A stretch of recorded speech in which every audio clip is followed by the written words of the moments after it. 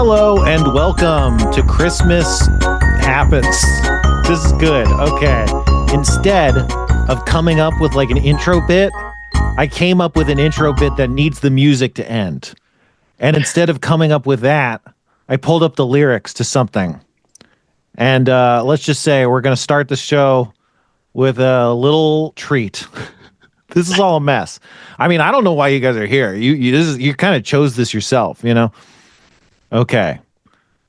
I'm dreaming of a white privilege, just like the ones I used to know, where minorities listen. My bank account glistened to hear the fortunes in something. I didn't come up with parody lyrics. I said, okay, that we could probably cut that off. So that's why there wasn't like a fully fleshed out intro bit, because I was frantically pulling that together. What's up, Kevin? Kevin is in the house, as he always is. And as he always I am in the house. Yes, you're in the house. How are you doing? Good. That's what I should start. Like when I walk into the room, I should just be like, Kevin's in the house from now on, and just see how people react. Just like Corey's in the house. You remember Corey in the house? Kevin, you watched Corey in the house. Oh, you do remember it. I would not have expected that. But like I was not a fan, but I'm aware. Is as far as I'll go with that. But yeah.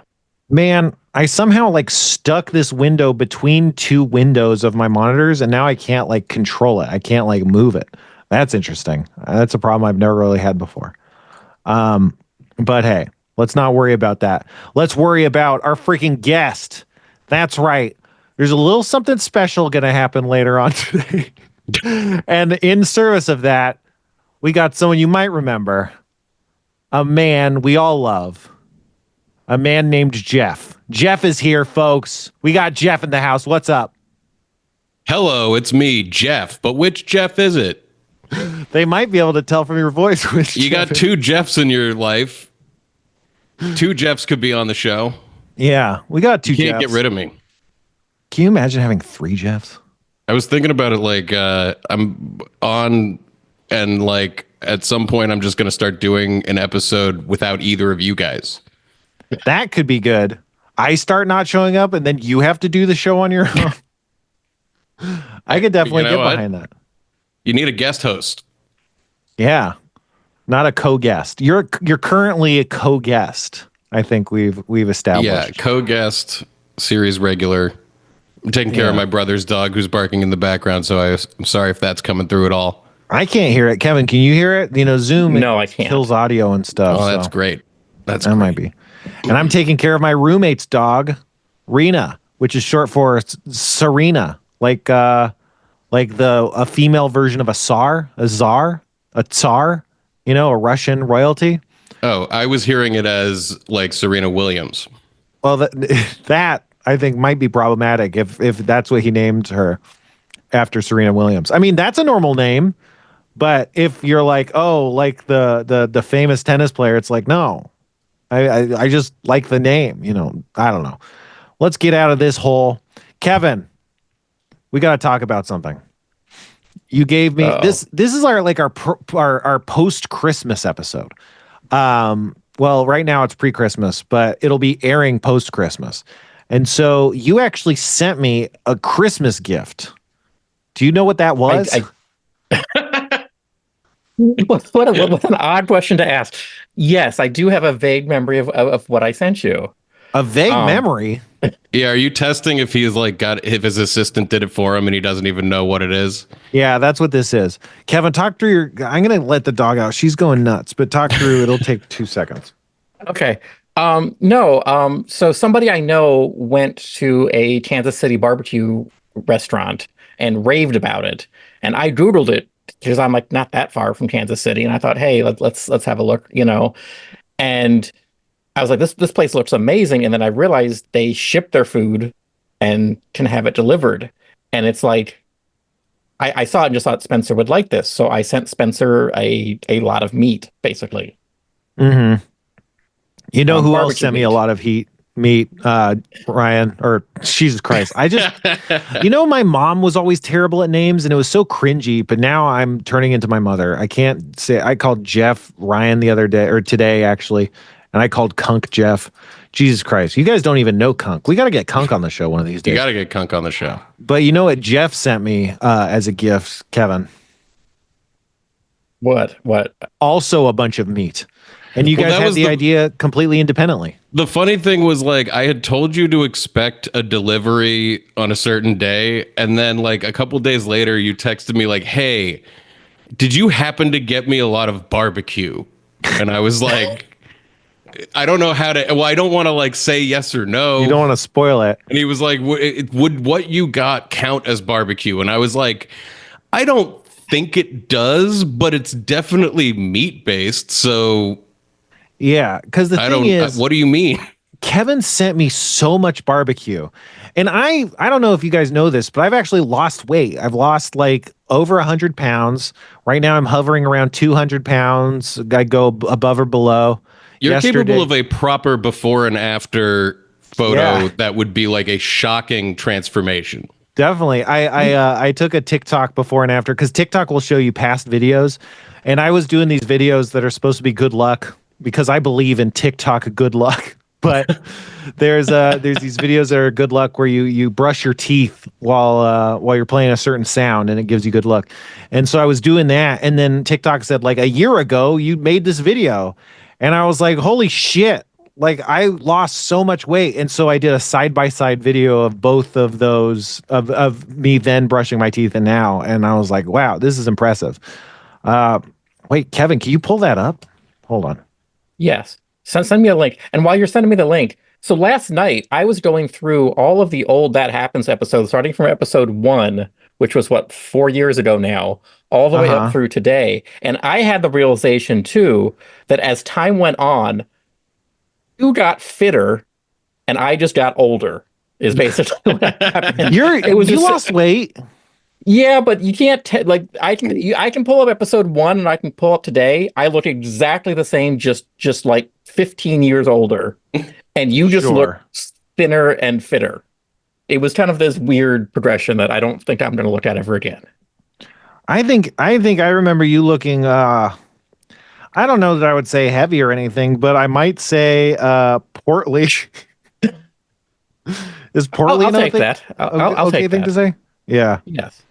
Well, jolly. like we've talked about this a little, jolly. but on my show, we had recorded that Thanksgiving from 2022, which was like before you started your transition to fitness, and you would come in to record those episodes almost a full 2 years later to do the voiceover for them, and it was such a different looking person. Like, it was really, because it was also the camera. We wore these like cameras that were strapped to our heads, and often it would just like flop in a way that was extremely unflattering to all of us, really. But like it would accentuate your gut sometimes in a way that was like really relatable to me as a fellow fat, but like you're not that way anymore. Yeah. Well, I would say my gut accentuates itself. It doesn't. It doesn't. Well, the shirts like would, you would have the little gap sometimes. We all have had it before. It's always, some of us had our parents poke your belly whenever it was exposed, and so you feel extra conscious of that. That's yeah. No, I know. Yeah. Ugh, it sucks. Everything sucks. Parents suck. I mean, I've been talking to Jeff about the Parents book. Everybody, it's just the Parents book is like everything in my whole life. It's, I don't know. I thought I had a side by side. I guess I don't. You'll just have to play them in order. But anyway, Kevin sent me a bunch of meat. He sent me too much meat for one person to eat, even like in a lot of time. And I don't have a ton of freezer space. And I was like, I actually did fit it all in my fridge and freezer, but I was like, I'm not going to be able to store all this shit. So I wanted to get Ryan and Jeff, my two best friends. And you had a whole other meat coming on its heels. Well, that's the other thing is I think in that text conversation, we realized I was going to get more meat. And I was like, now I really can't eat all of this. This is simply too much. And so I was like, well, let's get together and bring some meat. And I brought like most of the meat. And then I dumped it all out, and you guys were like, well, we're not going to eat all this. What are you talking about? They were all in vacuum sealed packages, so it was like we can't. I would love to open up and taste all of this, but that's not even realistic. Like we can't like reheat all of these things. So we picked like 3 items. Yeah, we got the Smoky Joe, which is kind of like, I think it was probably pulled pork, but like a pulled pork kind of sloppy Joe kind of situation, and sliced smoked turkey, and then a back of baby back ribs, and we cooked those. Ribs. The way that they're made is that you just put these packs. Well, the ribs were different, but you can put like the packs in water and heat it up. And so we did that. I mean, you put the Smoky Joe on the stove, but man, that shit was so fucking good. Like I was honestly surprised. First of all, like ribs are good, but I feel like ribs are like they're always kind of about the same. And then these were like packed ribs, they were like almost like you could buy from the store or something, and they were like so good. The turkey was nuts. I made like a turkey sandwich. I actually made like a shitty McRib because you could pull the bone right out of the ribs, and I made like a sandwich with the rib meat too. I just ate a bunch of fucking sandwiches of barbecue, and the Smoky Joe was nuts. I don't know. It was turkey all so was good. amazing. Like it was so infused with the smoky flavor. Yeah, but the ribs were really special. You kind of forget that like as turkey as a lunch meat is like, turkey can be better than a lunch meat despite being in a smoked sliced form factor. It's like, holy shit. Like, I don't know. Ham's the same way. We made the ham, and I don't know about you. We had some leftover ham. We're not playing this right now. Kevin, do you want to play the video? I'm queuing it up right now. Why we does got the it say before and Rick after. Jason? Oh, because I think Jason's in the picture. Yeah. So this is the before. Look at me. It's the first of the month. Yeah, see, that's why he's dead now. And there's the. I mean, you look like I brush my teeth and count out. You look like that meme of the muscular guy, like with the What giant meme? chin. Oh, the Giga Chad meme. Yeah. You look like Giga Chad almost. Kids love Giga Chad these days. I don't know if you know what the kids are up to. I mean, you have like a niece. She probably loves Giga Chad. She's 5. I think 5-year-olds are super into Giga Chad. I don't know. Maybe a 5-year-old boy would. But yeah, kids love Giga Chad, you guys. Anyway, the meat was so good. But from Thanksgiving, we had a ham, and I was just making sandwiches out of the ham. Really basic ass sandwiches, mayonnaise, white bread, and ham. And boy, howdy, were they so good. You were making like crazy breakfast machinations with the ham, right, Jeff? Yeah, I was heating it up in the morning and then having it as like a side with like eggs and rice and stuff. It was amazing. Yeah. That ham, it lasts so much longer in the fridge than I would have thought. Yeah, it's real good. I think part of it's just because it's like so expensive. You're like, well, I'm not going to throw that away. Like, come on, let's ride the lightning. But man, it was crazy picking up the ham because I did it at the Honey Baked Ham Company, and like I had ordered it ahead of time to pick it up at a certain time, and you show up and there is a line around the block, and it is like crazy. And you see eventually that no, if you've pre-ordered, you should just walk right in, and there's a line of 2 people that you get in, and you just get it immediately, and you're like, what are all these people doing? Like, yeah. Oh, I got the thumbs up. It's always going to happen. We cut away from. Okay, there we go. You just caught the beginning and end of it. It just barely. It's really there. It is. There's my thumbs up. That's interesting because it implies that you're imagining like you've had a brilliant idea, and the idea is a thumbs up. Well, the idea is get out of the line at Honey Baked Ham and like just order it to pick it up later. Like maybe they ran out of slots to pick it up, and maybe I got lucky by ordering it early enough or something. But I was like, you guys could just order this on your phones and not be standing. It was such a long line. It was amazing. I think they must have some cutoff or something. I don't think they run out of pickup slots per se. I think they just do cutoff on the pre-order and say at this point you got to walk in. But yeah, those walk-in lines fucking suck shit. If you're gonna get a Honey Baked Ham, yeah, go for the pre-order. But I've actually heard that Costco has a Honey Baked Ham that's pretty good. I was actually thinking about getting that for Christmas or something. I guess I have too much meat, honestly. But they're supposed to be freezable. Like maybe we could freeze it. I don't know. But That's a good idea. I mean, we can do that with you did that with a bunch of the Kansas City barbecue, right?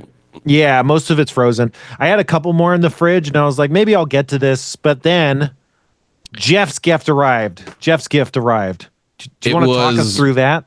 it's a whole pastrami from Katz's Deli Yeah, in New York.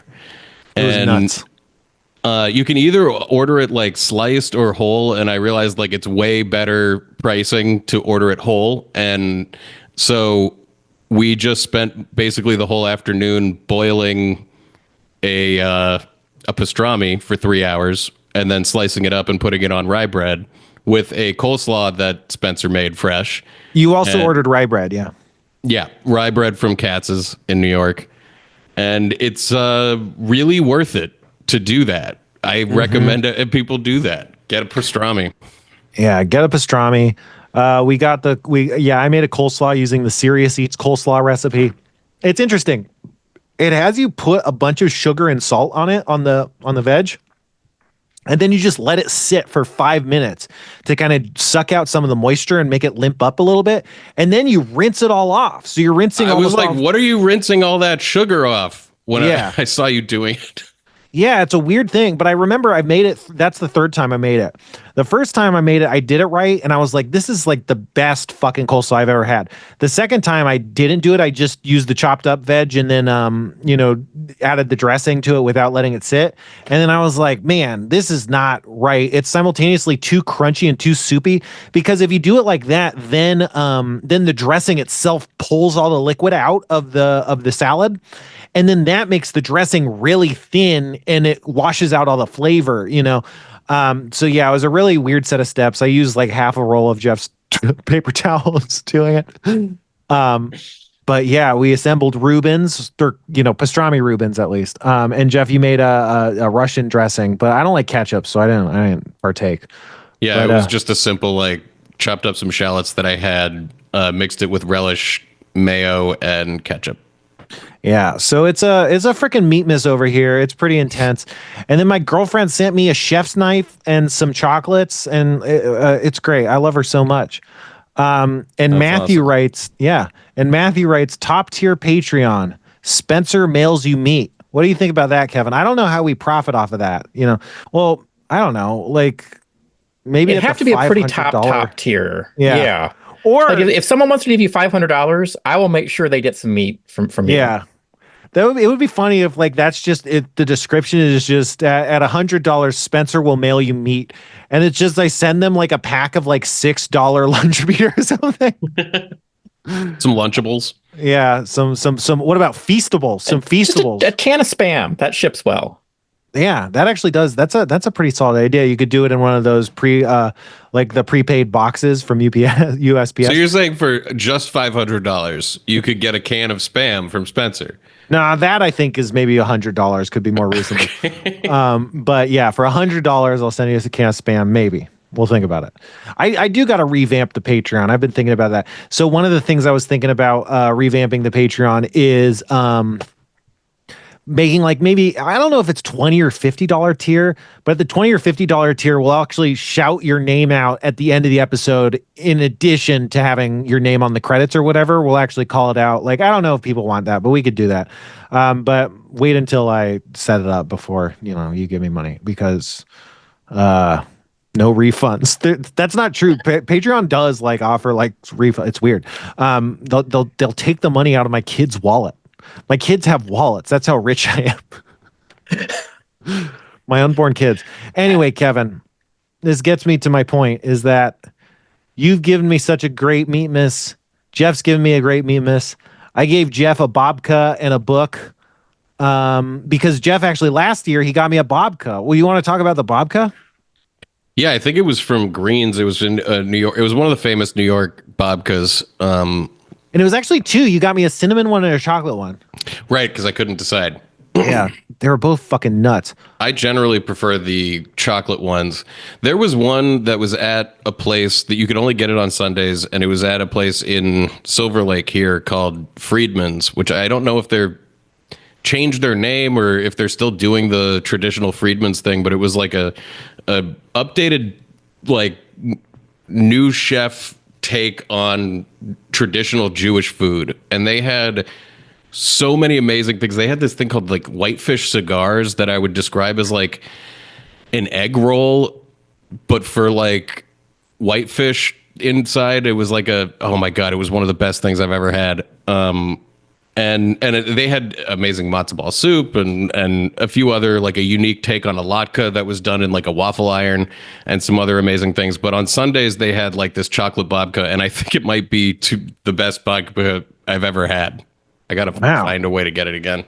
Yeah, babka's, it's pretty legit. The one I got you was not as good as the one you got me, but hey, It was good. It wasn't like the best in the world, but it was really, really good. yeah, I mean it's hard to fuck up a cake, but I got Jeff. I think the takeaway from this is that first, I need to start checking in with Jeff before buying Spencer anything in the future.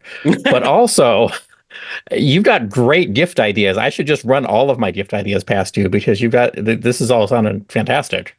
Yeah. Yeah, no, it is. Jeff's a master baker, and I am not. just casually dropping the idea doesn't even make sense. But and also it sounds like masturbator. I don't know if you guys noticed, but yeah, but this is getting me to my point, Kevin. Like I didn't get you anything. Well, yeah, I haven't really got you anything, and I gotta make it up to you. You know. I'm a very hard person to buy things for, and I'm pretty chill with just, hey, you let me be on this show. That's fantastic. You know, wow. That's a gift for me. Yeah, what do they say? Something is a gift. That's why they call it the present or something. That's your present as being on the show right now. I don't know, but actually, later on. After this show, at the end, after this show, I actually did get you, Kevin, something a little special. Oh, I'm a little worried, but I'm also very excited. What do you think it is? I mean, it can't be meat because that would be here already. No, it can't be. It simply can't be. Any clues you want to give, or am I just stabbing in the dark here? Well, it's maybe a little bit of a blast from the past. Any guesses? Okay. I mean, I can't think of what I would want that you could, unless it's like a it's lost on the schedule episode. Later. A lost episode, you say? Yeah, of like, Harmon Quest or Harmontown or something like that. I mean, no, it's not. No, I'm so sorry, Kevin. No. Sorry, I didn't mean. Oh my God. No, I didn't mean to get your hopes up like that. I'm so sorry. No, it's not that. It's okay. absolutely not that. And now that I'm saying it, it makes it sound like I'm kind of like, what do you call it? It now sounds like it's going to be that. Yeah, now it sounds like it's going to be, but no, it's really not. It's really not. I'm very sorry if anyone thought that. I'm so sorry. Okay, well, sorry. You know how I am about lost media. I kind of thought that maybe, you pulled some strings or something. No, I mean, yeah, that would be better. That would be a lot better. That would be a lot better than what I did. And okay. I'm really sorry. If anyone thought no, that. I'm sure whatever this is fantastic. I thought you were leading me to a certain direction there. No, I mean, yeah, I guess you could say that. But no. It's almost like setting it up this way just is like there's no way that anyone could find what I did get you enjoyable at all. And I'm going to be honest with you, Kevin. If there was no expectation, like literally none, I still don't know that it would be enjoyable. I think it would still be a letdown even in that case. Okay, well, the fact that it came from you is really all that matters. And I say this with like complete sincerity. Like one of the best experiences I've had in my life recently was you teaching me how to play Magic sat in that hotel room. Yeah, that was so fun. So whatever it is, I'm sure I'm gonna love it. I'm nervous now as to what this is a little bit, but yeah, I'm sure you'll love it. But I don't know if maybe a bunch of people were expecting something a lot more grand. I don't know that they'll love it. I think they'll at most be relatively disappointed. And at least kill me. I think they might kill me. I think this might be the end. No. I think you're just too hard on yourself. Whatever this is, I'm gonna love it, and I hope that everybody just for that reason alone likes whatever this is, if it means that much to me. I certainly hope they tolerate it. Jeff, I guess we talked about it before the show a little bit, but I didn't go into details. Well, I was just going to say that, like, you may or may not be able to please Kevin or the audience, but I think the fact that you want to please them pleases them. I hope so, because boy, howdy, is that a low bar. Because that's like, all I want to do is just make people happy. Or not. I heard that happy. in an Aaron Sorkin show once. I didn't make that up. I mean, I wouldn't have thought less of you if you made it up, but I'm definitely glad that didn't come fully formed out of your brain. That's just too saccharine, I don't like that. I mean, now that I know Was that Sports Night? Yeah. Yeah. I thought, okay. Yeah. He's, it's the boss, Guillaume, or what? The guy Robert who was Guillaume, Benson. Yeah, Robert Guillaume. When he gets the cheese grater. Yep, right? he gets the cheese grater and he's disappointed. I knew it. I can't believe you know this. I can't believe I made a Sports Night reference and you knew it. Yeah, that's awesome. That doesn't happen to me very often. Yeah, and even Ryan mostly missed Jeff's references. Sorry, I cut you off, Kevin. You love the show? No, I love that show. That's actually one of my favorite scenes from the show. Is just the fact, basically, he was Trumpy boss. Someone was asking him, "Hey, what can I get you? What can I get you?" And he finally goes, "Okay, a cheese grater." And so the other person goes out and tries to find the fanciest cheese grater and the nicest. Does all this research, comes back to the cheese grater, and he goes, "Thanks. I don't care. I just wanted something from you." It was the thought more than anything. Not. I think it's like an ancient story that he tells. That's and the king says, he's like, I don't know what would please you, king, but the fact that I want to please you, I think pleases you. Right, and because he's a voice in the Lion King, he makes some Lion King reference. Anyway, watch Sports Night. It's a great show. What's funny is that when Kevin was telling that story, I was like, okay, you kind of won me back over. But then hearing like he's doing this like reference to like an ancient king story, it's like that got me back off board. That was like it was getting kind of sentimental, and then it's like, no, that's too Sorkin-y again. We're back. But also, I mean, Sports Night. When was that? That was a while back, right? Yeah, that was before The West Wing. It was like it was 98 to 2000.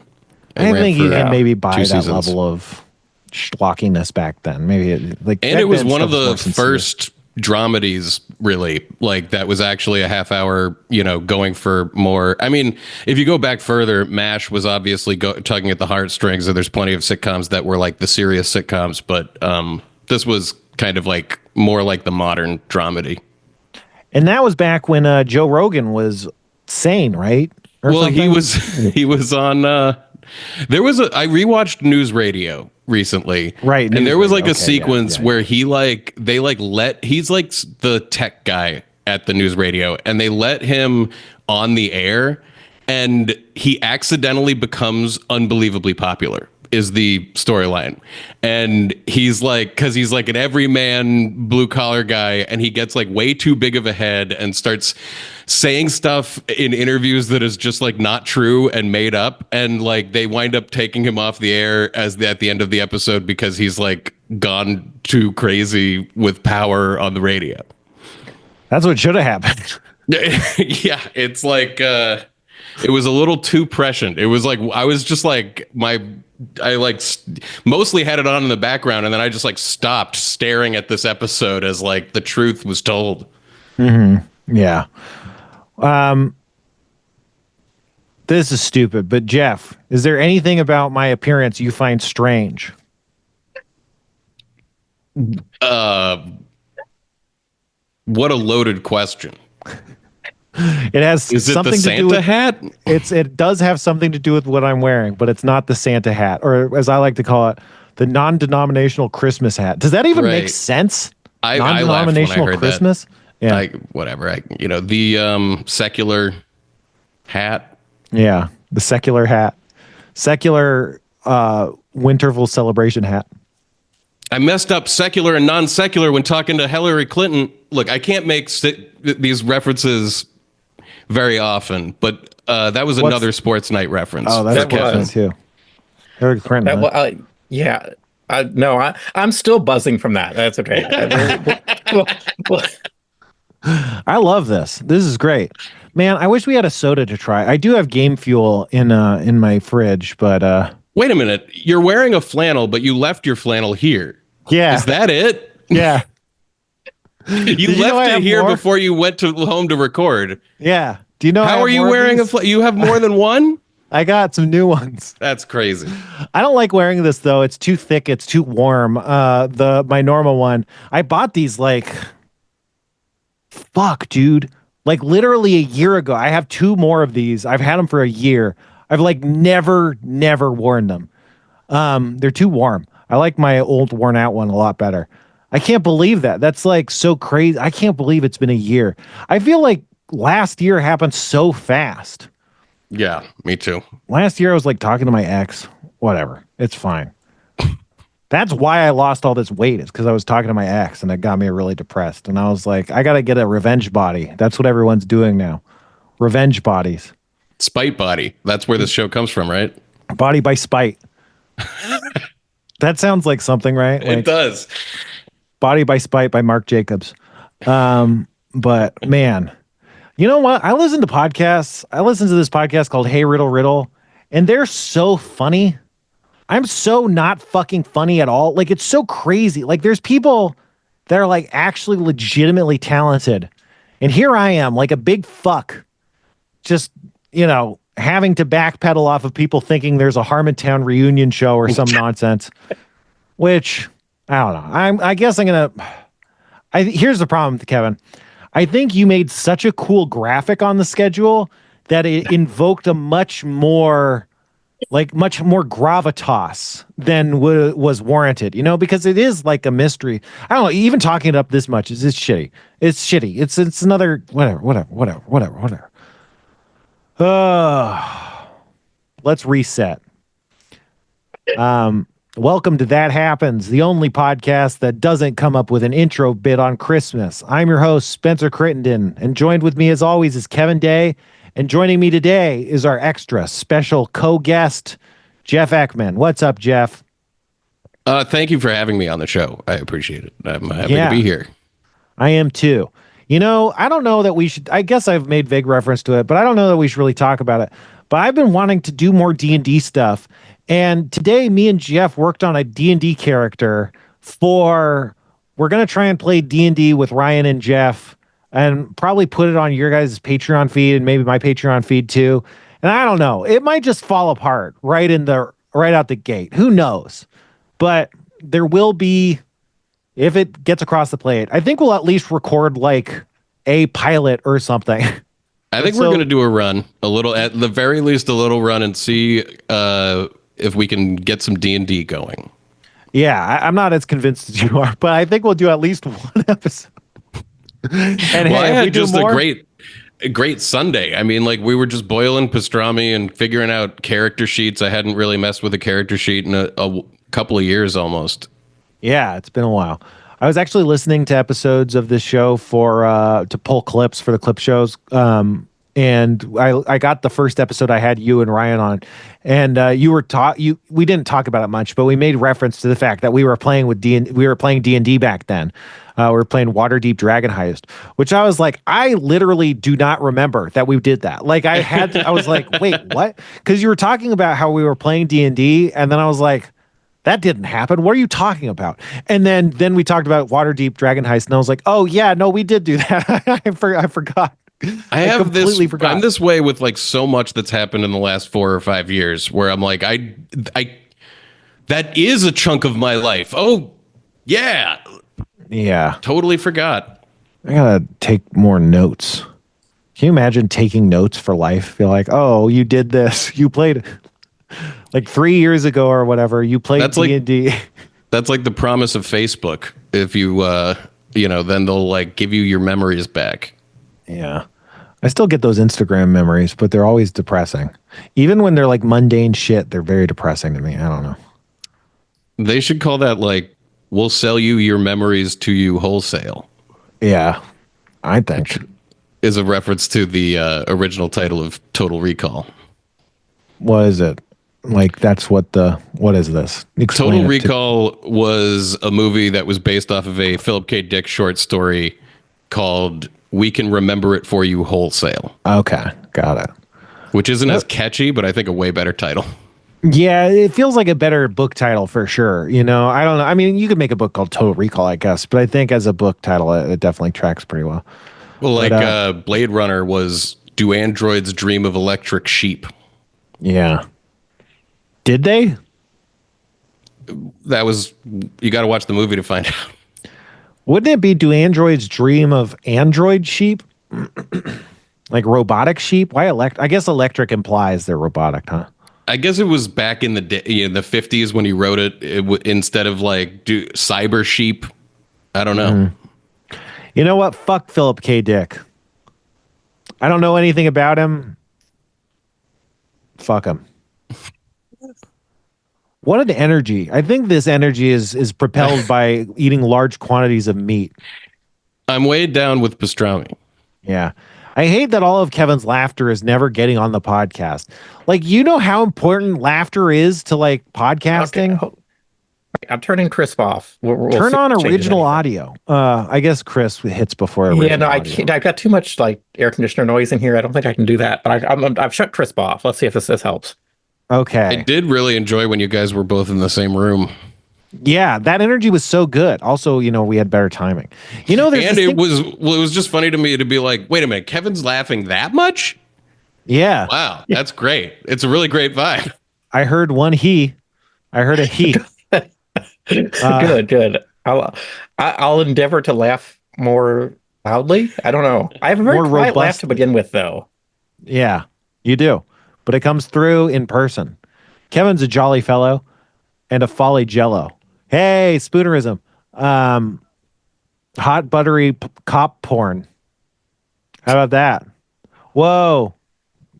Jeff did fireworks, but the camera's not on him. I did the double thumbs up, and then it does this. It does the Keep fireworks behind me. You know, Yeah.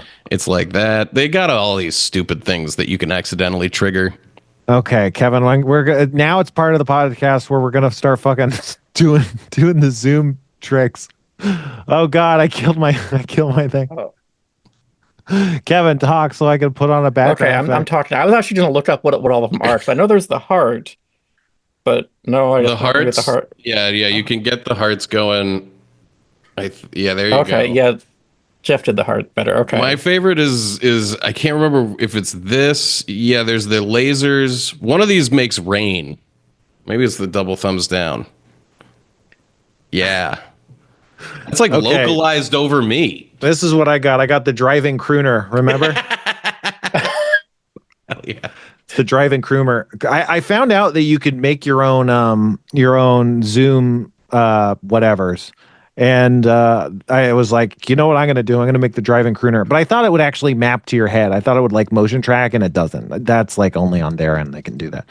But man, okay, that's enough talking about visual stuff. Check out the visual on thathappenspod.com, or we're adding video to Spotify, right, Kevin? yes, I'm going back to Spotify and I'm adding video to all of the old episodes so that you can watch video on Spotify now too. Spotify, the company we all love to support, the company that doesn't do anything wrong and has good labor practices and relationships with creators, and companies that have good politics, and CEOs that have good politics. Speaking of CEOs, you know, we talked about it before the guy got shot, but Luigi's Mansion, y'all. What do you guys make of, Kevin, what do you think about Luigi's Mansion? Wait, so the game itself or the No, the guy. the His guy? name's Luigi's Mansion. His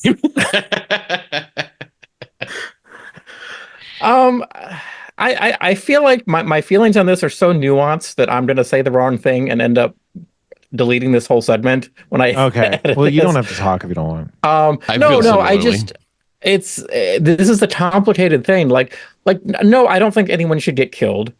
But I don't think health insurance companies should be making decisions that kill people either. We need a better system. And what happened is a symptom of a very broken system that's just been perpetuated for way too long. Yeah, I mean, it reminds me of the phrase, which a lot of people like say like is a bad phrase, but I don't know, whatever. It's what do they say? It's, a riot is the last resort of the unheard, or something The like that. language of the unheard. The language of the unheard, and it's like, yeah, that's the thing. Broken conditions, they set people up to explode. They're pressure cookers. But anyway, let's actually read an email. This email is by John, friend of Cody, owner of domestic short hair feline. I don't know if we're supposed to know who Cody is, but John seems to think it's relevant. He Do we writes, know a Cody Heller? I mean, I don't know. Cody Heller, but I don't think Cody Heller is the owner of a domestic short hair feline. So unless No. John is referring to him as the owner of, like, I'm a friend of Cody and I'm also an owner of a domestic short hair feline, but I don't know. There's a lot of Codys in my life. I'm fucking swimming. I'm fucking crawling in Cody's. Anyway, the subject is healthcare shooting. It's a kind of a big chunk, but I guess I'll just read it until it becomes problematic and I feel the need to cut it off. What's conflicting about this is, well, a person was murdered and didn't necessarily seem to have it coming, but was killed by someone who sees the problem with healthcare in this country is how fucked up things can degrade to or become destroyed by issues of profit and greed. Okay. Gives you a sense of this guy. Many of us have to put our hands up and say, what can I do except not get sick? And if I do, I hope I can afford it. And when I can't, I know I'm absolutely fucked in debt. You know, I'll just cut in with the biggest cause of bankruptcy in America is medical bankruptcy, which, I mean, that should not be true. That is needless. That's disgusting. What is terrible is the victim is a millionaire and made a base salary of $1 million and is going to NYC and staying at a luxury hotel when so many people are busted from medical bills.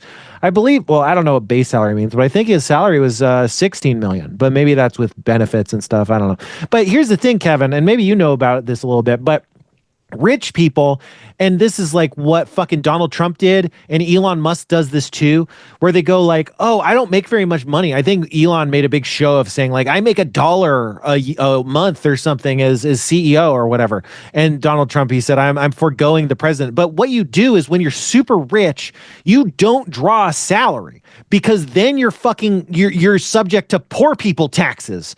You don't want to be subject to poor people taxes. That's playing the game by the rules. What you want to do is cheat, and you want to say, I don't make any money. What I do is borrow money against the worth of my company's corporate value, and I could just borrow essentially infinite money and then cheat and never pay it back fucking ever. And so then I have infinite money that I never have to pay fucking back. And even if I did have to pay it back, I wouldn't have to pay like interest or whatever on it. Like there's crazy rates and stuff and tax breaks and stuff. But the simple fact is they're not even content with that. They also are like, I'm just not going to pay any of this fucking money back. I'm just going to borrow money, sucking it out of the economy and never pay it back until I die. And then when I die, probably no one's going to ask for it back anyway, but it's certainly going to pass down to my kids and it becomes their problem. But that's just like the way most rich people make their own money. And the best of them pay that money back. But that's not even part of it. I listened to this big podcast about it. What was it? Search Engine by canceled podcast host J something. What is it? Search engine. You don't want to search for search engine on Google. PJ Vogt, he got canceled. I'm fucking on the edge. Like I'm really the thinking man's Joe Rogan now. I listen to canceled podcasters. But man, when I found out, I mean, I knew you're always knowing they're doing crazy fucking shit. But the idea that that's what they're doing is they're borrowing money and never paying it back. Like that's crazy. Anyway, let's see. I can't say that shooter took proper action in murdering a person, especially shooting him in the back. Well, that's an interesting thought, John. It would have been better if he shot him in the face or the stomach or something. Like, I don't know that shooting him in the back is the problem with the shooting, right? That's actually Kevin's highly nuanced position that the shooter should have shot him in the face and not the back. But I think if your plan to kill someone is to wait for them to turn around, that's a plan with a lot of flaws. You do not want to like have that many things let up to chance. You know, you're just you got to shoot while the shooting's good. Before I continue on, anyone want to weigh in? I've been ranting quite a bit. No, you're right about, loan packages and things like that too. What's common in very large businesses is like, if you are the owner of some huge corporation and you go to the bank and say, hey, my company wants a $500 million credit line, and that's going to mean humongous profits for your bank. I'm personally going to borrow $10 million from you and use my shares of this company as credit Collateral. or, as collateral, because you've already done the research. You already know my company's worth. It's cost you nothing to do. And by the way, up front, I'm telling you, I'm not going to pay that back. This is the cost of business for you to get all this other business from my company, is that I'm personally going to borrow money from you and then you're going to write it off. Now, it doesn't end up being completely tax-free when the bank No, but it's rich people taxes, right? Yes and no. I mean, eventually the bank has to get it off their books, and when they do that, they will. It becomes a taxable gift to you. But there's ways of washing that by basically saying, if I lost money here and I earned money here by taking, right before that's about to happen, you take out another loan, which is a loss for you, and then use that to offset the profit that you just got from this gift and things like that. There's all kinds of ways that you can wash things and not pay much tax. And then there's capital gains taxes, which are much lower and things like that too. And right, but that's the thing. You're shifting it from payroll tax to like capital gains tax is like one of the many tricks that are being employed. Yes. One of the simplest tricks that's actually like just probably the most common is when people set up a company like a loan out company or something. It can be an LLC or an S corp depending on the state, and that like not only is your liability and who can be sued not you, it's the company, but then also you would take like a minimum salary that you're allowed to take, and then everything else you could just take as a disbursement, which gets taxed in a completely different way. Right, exactly. And that's not even the loan way. That's maybe the most fair that's way like to do it. that's like a common, that's not even like getting into the crazier levels of stuff at all. Yeah, that's not like wealth. That's just business tricks. Yeah. And like, I'm not like super wealthy or anything. Please don't get the wrong idea by any of this, but I do own several businesses. And you work with rich people. You work with rich companies and stuff. You do business with them, right? It is very hard to not do some of those things. Like I realize most people listening to this are not going to believe this, but like I tell my accountant, I don't want to deduct stuff like this. I don't want to take these crazy deductions. I don't want to use these cheats. But the whole system is just set up for the fact that unless you want to be way overpaying on your taxes, you have to do all these deductions. And when you take those deductions, you end up paying way less. There's no in between. And if you start picking and choosing, I'm going to deduct this, but I'm not going to deduct this, that's a giant red flag to get audited, because they think you're hiding something then. So it's actually really challenging. Like, again, I don't know how much of that I should be saying, but like, I don't ever want to be paying less tax than anyone who works for me. And there's been years where that's been challenging. Like I've had to go back and go redo this some way. I can't, this is unfair. And my accountants look at me like I'm like, there's something wrong with me. There are loopholes that are shocking to discover exist, because you'd just be like, what is even the logic for why this exists? And like the answer is because they want to keep more of the money, and rich people have a better way of going about keeping it. Well, get really this, the reason why this is all happening, according to the podcast that I was listening to, is because back in the day, you didn't have an income tax. People like us didn't pay tax. Like, we got drafted. That was what we paid to the state, was that we had to give our bodies and lives in service to the military and stuff. And so there was a draft. And so when wars happened, the rich people would fund it with their money because they didn't get drafted for whatever reasons. And so they were like, you know what? We're sick of funding like these wars. What if like we do an income tax? And then basically what happened is like a bunch of rich people were like, we don't want that. We don't want to be like, we don't want to, or they were basically like, what if everyone had to pay an income tax or something? I don't know. I can't remember this. But it was like, there was just business taxes before. And then there was income taxes, and the rich people were like, well, you're not taxing my money. I'm rich. You can't take that. And so they kind of started this like powerful lobbying effort to like kill that. And some idiot in charge of the powerful lobbying effort was like, well, what if, we sell it to the public as like, oh, we want to pay our income taxes, but we also want like poor people to pay more taxes and something. And the poor and their thinking was like, and they'll never go for that. They don't want to lose money, but people were like, no, tax the fucking rich. You can tax us if you tax the rich. And then they basically like got like pushed through this like taxation bill, and then the rich people were suddenly getting taxed, and they were like, Jesus Christ, we accidentally did this. This is so fucked up. And so basically since then, they've just only been able to like increase loopholes and put in loopholes and change tax brackets very slowly and weaselly in ways that had let them get out of paying most of what they pay, instead of just saying like, we're just going to exempt ourselves completely from taxes. So, and that's also why it's so fucking complicated, is because they had to generate these new rules and ideas to create obfuscation that they can maneuver in and expand space and take this and that and move this and shift that, so they can like slowly change the tax burden from the rich onto the poor, which it's just all crazy. Anyway, killing is still wrong. The man was assassinated, and maybe the guy was mad with good reason to be angry at the CEO and United Health after his family members were fucked over by them canceling and not covering medical expenses and just essentially stealing money and kicking someone to the curb. I look at homeless people now and constantly wonder, am I one broken hip or cancer diagnosis away from ending up there? Yes, you absolutely are. Anyone listening to this, even if you're relatively wealthy, like there's health expenses that can be in the millions. Certainly $250,000 is very common.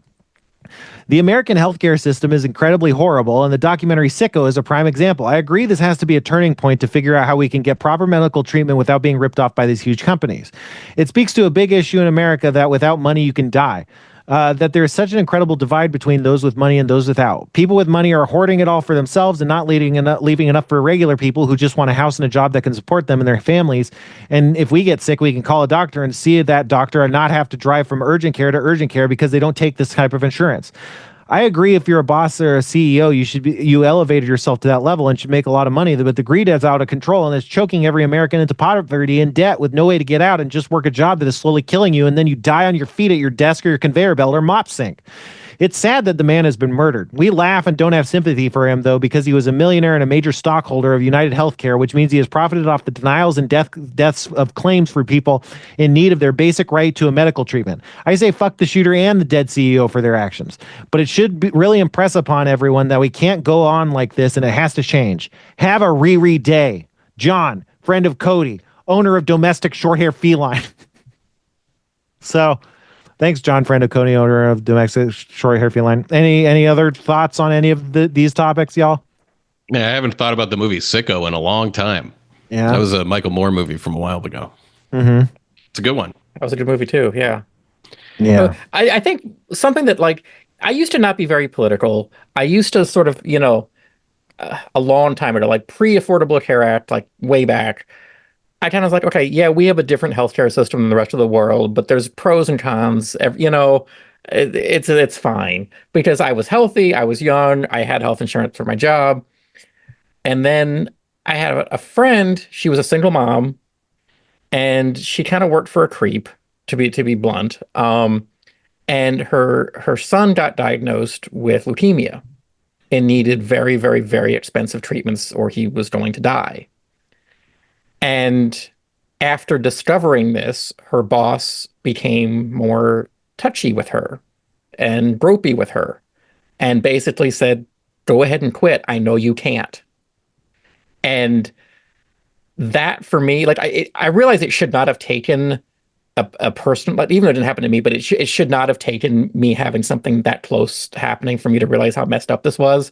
But for me, that was the moment where I'm like, okay, the whole system needs to be burned down and started over. There's no reason why your child's life should be in any way responsible by the person you work for. Mm-hmm. That should never be a thing. That you shouldn't be trapped in a job you hate so that your son doesn't die. Right. And that's just one terrible example of the way our system works. And we need to do over, like this doesn't work in so many ways. And it's situations like that. It's situations like what I'm sure caused this shooting, like it's not working. And we're seeing symptoms of this come up over and over and over again. And we're still not really changing it. Yeah, it's the leading form of bankruptcy. That's fucking crazy. Like I said, it's disgusting. Another thing is, like, and here's another bullshit not remembered podcast. But like the idea of healthcare through employers, like, it came because like the government was like too lazy to like come up with anything, and they're like, oh, we'll just give corporations a giant credit if they figure this out for us. And like, I don't know, maybe there was a time that made sense, but I think tying it was literally just because the government was too lazy to like work out like a system of doing that. Hypothetically, you could have health insurance that just contracts with the government directly and doesn't fucking deal with like your specific employer. But they didn't even do that. Like, and you know, health insurance, here's the thing, all this shit's been talked to death. Like everybody's talked about all of it. But health insurance doesn't have to exist. It's all waste. It's made up by the ADA. No, is the ADA the doctors? I get the ADA mixed up with the dentists. Is the ADA the 5 dentists that have to agree on toothpaste? Yes. The AMA. AMA. Yeah, it is the AMA, ADA yeah. is the dentist. Yes, the AMA is a bunch of doctors. And that's the thing is like the AMA like invented health insurance as far as I understand. Like it didn't have to be like that, but a bunch of fucking doctors, a bunch of rich fucks were like, you know what? And a lot of stuff the AMA does is it's not solely for their profit, but a lot of stuff the AMA does is to enrich their profit. And, you know, you hear a lot about these like doctor conventions, like the idea of you get a bunch of doctors together, then suddenly everything will be good for everyone is this massive lie and fiction that's been sold to like the populace. It's the same thing with Donald Trump. It's like, oh, a bunch of rich people can't be wrong. They're probably the best people to do stuff. It's like, no. Someone who like knows how systems and government and how shit fucking works. That's not a doctor. A doctor's some jackass that says you shouldn't get the vaccine. Like there's so many doctors that are pieces of shit. There's doctors that say like, oh, women can't feel pain in their cervix. Let me stab it with a bunch of knives. And then the women are like, this is excruciatingly painful. Why are you doing this? And they're like, nonsense. You're making that up, as they're screaming and crying. Like that's what the doctor does. Like, I know we have to trust doctors, but like the idea that like every doctor is like good just because they're a doctor, like we absolutely need to examine that. And because that's another thing that there are doctors who are anti-vax. It's like, you know, no, but like that isn't like I think the majority of doctors, but I do think that's not a huge percentage. My feeling when it comes to this whole the killing and everything is kind of two major things. One is, you know, we learn about the French Revolution in high school and that it's entirely based, you know, in the income inequality that went completely insane in the way that the high class people in France were treating the lowest levels, and that led to people cutting their heads off. And we passed, I think, like the ratios that the French had in those times in terms of income inequality a while ago. And I don't know those numbers off the top of my head, but like, that's the thing. It's just surprising to me that this hadn't happened much sooner and in different ways, except that there's a much better control over where people direct their anger because of control over social media and the media in general, to cause less of that clarity of that's what's at the core problem of all these other problems. You get distracted by all these other problems. Yeah, there's a lot of creature comforts and quality of life improvements that come from having phones and air conditioning and stuff that like make people go like, well, certainly we're doing fine. And there's a lot of metrics by which we are doing fine. That's true too. But the fact of the matter is like so much shit is so fucking fucked. And I'm one of these assholes who's like the economy actually improved under Biden. Teehee. Like I am that person, but that's not to say like shit is so fucking fucked. I can't even if shit wasn't fucked. Does that mean that we're going to stop making it better? Like, right, exactly. That's the whole, you know, progress. Well, we have stopped for a while. Well, yeah, that's the thing is like there's all these backslides in society. The other thing that I wanted to say about it is just that like we live in America and we hear a lot about gun violence in America all the time. And it's usually so unbelievably senseless. It's like elementary school kids getting shot. It's like stuff that like you just can't even comprehend any of it. And this is so comprehensible. Like this is not senseless. This is not right, or it's not necessarily, but like it is causing a discussion that I think needs to be had. And as much as I don't want to, you know, sorry, but you said before that like it's like we don't want to admit it, but violence sometimes is the answer. It's we don't want that to be the case, and we want there to be solutions before that, but eventually sometimes. Well, here's this big secret, Jeff. If violence wasn't the answer, companies wouldn't sell violence as the answer to people. Exactly. That's We wouldn't have a Second Amendment. Yeah, like that's the truth. And I don't know. And the fucking news, like you're saying, like what you're saying is like really smart. Like it's some of the most comprehensible violence. That was my reaction to it. I was like, at least it's gun violence that like isn't just pure horror. Yeah. It's pointed. It's a point. And the fucking news has been trying their hardest to like fucking talk about like explain, be like, no one knows how this could happen. Like the fucking hot dog man. Seriously, and it's driving me nuts. Like, give me a break. How did this not happen sooner? Gaslighting the whole fucking country.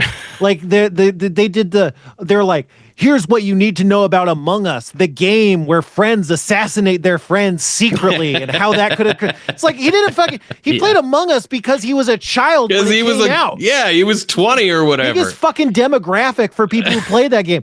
Then it's like, he used this one website, and what could that mean? It's like, what about the fact that he fucking said why he did it? Like, also, how many other people were shot in New York? Also, let's be really clear here. We don't know if he did it. Like, it is alleged. It could be. He could be. He could be a guy who's trying to take the fall to kind of throw smoke on it. It could have been him covering it up, and he didn't do it, and obviously should be exonerated on that basis. But I just the media fucking portrayal, and the media saying like, what is it saying? Like, it was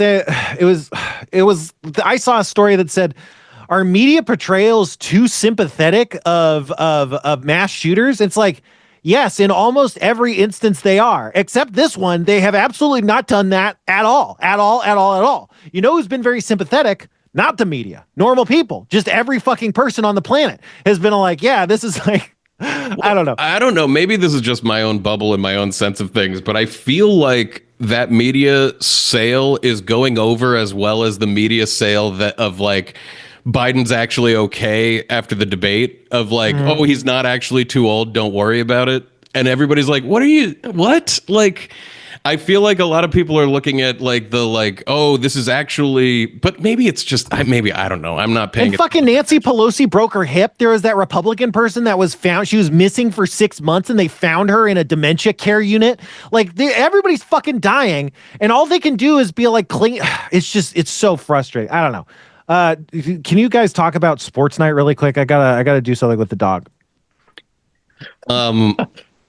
What did you think about the way that they dialed down the laugh track over the course of the first season and disappeared it in season 2? That was genius. I actually almost brought that up because it was so smart, because like the network told him you have to have a laugh track. And he's like, this isn't a laugh track show. And they were like, well, how will people know where to laugh? And so sneakily, he just lowered the volume over the season, lower and lower and lower until it was suddenly gone. And he said in an interview, nobody noticed. I don't know if that's I believe amazing. that, but if that's true, that's one of the greatest things any creator has pulled off. It's crazy because in the pilot, there's like Joshua Molina finishes the speech and there's literal cheering, like, fake audience, like they stand up and applaud. And by the finale, all you hear is like a light at one joke, and that's like it. The rest of it's silent, and then all of season 2 is clean. It's good stuff. There's just so many genius things that were done in that show. Like I'm not normally like an Aaron Sorkin fan even too, and I'm not into sports in any way whatsoever. But for some reason, that show would just start. I just saw one episode of it when it was like, well, this is the greatest show I've ever seen. Like, what is this? And then I just kept watching it, and it got better too towards the end. I wish it could have kept going. I think it even overlapped a little with West Wing. I think it did too. Yeah, and I think they really on NBC. Like they were the first to really do the Aaron Sorkin like walk and talk kind of thing. Where that I remember watching that going, this is really off-putting. This is weird. Why are they doing this with the camera? And then now today you don't even notice it. Like in The Office or any of the fake mockumentaries. That's just a thing. But like at the time, that was groundbreaking. That was first, I thought they were trying to show off how big their set was, honestly, when I first saw that. I was like, okay. No. I think initially like there were chunks of it that were supposed to be like 3 camera, but then like most of it was actually shot on this 360 set or something. I don't really understand how that would have worked. What's a 360 set? Oh, my camera's fucked up. Hold on. Sorry, go ahead. Just like you can turn around and see where the audience would have been on a multicam sitcom. It's like you can see, it's like The Office is like a actual space that you film right. in, okay, yeah. rather than a stage. But no, I wanted to become a television writer. I've since fallen out of love of Aaron Sorkin's work. I feel like I know it too well in certain ways. Well, I think the culture's moved on. Yeah, that's a lot of it too. Perfect voice for a different era. And I was a teenager at the time, so I was like especially just enamored with the way the dialogue was and everything. But it's actually the second episode of the show. It's called The Apology, where they like Josh, one of the on-screen personalities, had said in like a magazine interview that he had like been sober for like 11 years ago to that day, and they keep being like, well, that's the only thing that like only a alcoholic would know, like the exact date or something. And it's this whole thing where they want like an on-air apology about this thing, and it's really, from today's perspective now that I'm saying that, like that sounds crazy, but at the time, there were scandals and that kind of thing. And it becomes a thing where he says, all right, I am going to apologize. And he tells this whole story about how his little brother was drunk driving and got into an accident, and that had happened 11 years ago that day. And so his apology is to his brother for not like being there more for him. And it was like the episode ended and I just sat there in silence for like 3 hours, like so moved by the way that people make assumptions about somebody and the way that like the true story can be so personal and meaningful and not what you expected. And I've like wanted to write television ever since seeing that episode. It's one of the best. But that was a really powerful scene there. And yeah, it almost felt like, I'm sure it was purely scripted, but it just felt so from the heart, almost like not quite improv, but like he took an idea and just ran with it kind of, and it came off perfectly. And that was like the second I had a moment like that too, but it was completely different. There was one, I think it was the episode It Can't Rain in Indian Wells or something like that, where somebody was power tripping. I can't remember who, but at the beginning of the episode, like they're in the control room, it's 5 minutes to air, and then someone wants to like show their muscle. So they're like, okay, we're going to rearrange 3, 4, and 5. I want these in the opposite order. And then like 20 people in front of them are all scrambling to do things. Like, rearranging the chyrons and putting the tapes in different order and all this. And then she goes, no, put it back. And then they're scrambling to undo everything they just did on all this. And then like they get it done like 2 seconds just as the theme song's ending and they're pushing to live and all this. And I saw that and I went, that's the job I want. I want to do not be the one being the jerk. I mean, like the one like trying to get everything together before live and all this. And that's sort of what I'm doing right now, Yeah. I was gonna say, didn't that inspire both of you guys? Well, okay, Spencer, for the people who are just listening, you need to explain what we're looking at right now, because I don't know what's going on. Let's just say I'm wearing a certain article of outerwear that's become very prominent in the news of late. I don't know. Thank you. It's not a costume. This is the real thing, or it's one of the real things. I'll tell you, I think we talked about this a week or two ago, but in the wake of the shooting, a bunch of people started buying this off of Macy's.com, and they fucking I assume it was like a robot or something, like was like, oh, people are buying this in mass. Let's automatically issue a coupon code. And the coupon code was friend. I definitely talked about this on the podcast. Oh yeah, friend. Yeah. But anyway, I think maybe we should hear the comment of Edward Fingerhands, who says the AMA restricts how many people are allowed to become doctors to create an artificial shortage. No war but class war. And I think that's just a beautiful sentiment to end the show on. But thanks so much, guys. This was great. It's here's the thing. I think podcasting is meant to more be a 3-person medium more than anything else. But I loved it. This was very fun. A lot of good talk, a lot of good meat, a lot of good bits. And isn't that what Christmas is all about? A lot of good bits. A lot of good visible bits on an audio podcast that you can check out now on Spotify, owned by a CEO. Nobody shoot him. He's a good guy. That is actually going to get us in trouble. You said nobody shoot him. Yeah. Yeah, exactly. The transcript is clean. Yeah, how can you object to that? I mean, and I'm serious. There's other people. But yeah, I don't know. It's a crazy world out there, And here's the thing, we didn't fuck it up. We're just dealing with it. Don't get mad at Didn't us. start the fire. Yeah, I was just exactly. going to say that. We didn't start the fire. It's always been turning since the world's been churning.